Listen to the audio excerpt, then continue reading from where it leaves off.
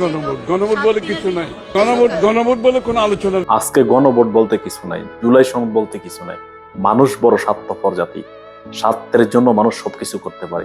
Election আগ পর্যন্ত তারা হ্যাঁ ভোটের পক্ষে, জুলাই সনদের পক্ষে। ইলেকশন শেষ, এখন কিসের জুলাই সনদ, কিসের গণভোট, আমরা সেটা অস্বীকার করি।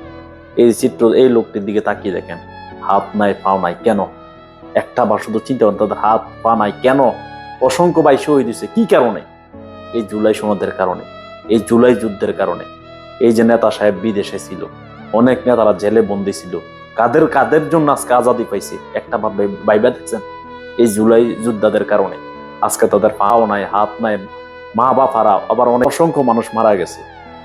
আজকে তাদের দেখা থাক দূরে কথা, তাদের নামটাও মুখে নেয় না। কৃতজ্ঞতা বলতে কি আছে সেটাও তারা বিশ্বাস করে না, যে একটা মানুষের প্রতি মানুষ কৃতজ্ঞতা প্রকাশ করে যে সে আমার উপকারে লাগছে, তার কারণে আজকে আজাদি হইলাম, তার কারণে আজকে স্বাধীনতা পাইলাম।